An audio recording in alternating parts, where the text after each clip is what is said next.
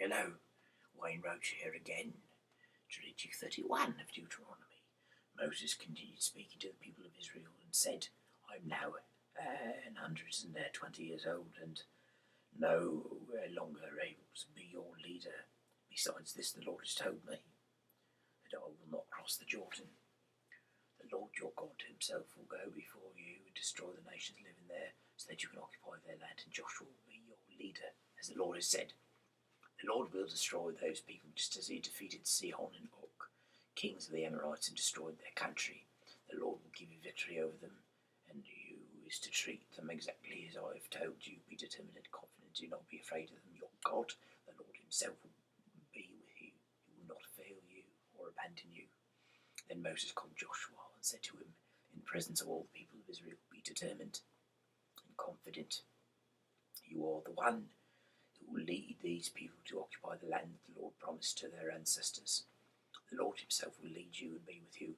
He will not fail you or abandon you, so do not lose courage or be afraid. So Moses wrote down God's law and gave it to the Levitical priests, who was in charge of the Lord's covenant box, and to the leaders of Israel. He commanded them at the end of every 7 cancelled. At the end of 7 years, every 7 years, when the year that debts are cancelled comes around, read this aloud at the Festival of Shelters. Read it to the people of Israel when they come to worship the Lord your God. At the one place of worship, call together all the men, women and children and the foreigners who live in your towns, so that everyone may hear it and learn to have reverence for the Lord your God and obey his teachings faithfully. In this way your descendants will have never heard the law of the Lord your God will hear it. And so they will learn to obey him as long as they live in the land that you are about to occupy across the Jordan. Oh dear. The Lord said to Moses, you do not have much longer to live. Call Joshua and bring him to the tent so that I may give him his instructions. Moses and Joshua went to the tent, and the Lord appeared to them in a pillar of cloud that stood by the door of the tent. The Lord said to Moses, you will die soon die, yes, and after the death the people will become unfaithful to me and break the covenant that I made with them. They will abandon me and worship the pagan gods of the land that they are about to enter. When that happens, I will become angry with them. I will abandon them, and they will be destroyed. Many terrible disasters will come upon them, and then they will realise that these things is happening to them because I, their God, am no longer with them. And I will refuse to help them because they have done evil and worshipped their gods. Now write down this song, teach it to the people of Israel, so that it will stand as evidence against them. I will take them into this rich and fertile land as I promised their ancestors. There they will have all the food they want, and they will live comfortably. But they will turn away and worship their gods. They will reject me and break my covenant, and many terrible disasters will come on them. But this song will be sung, still be sung, and it will stand as evidence against them.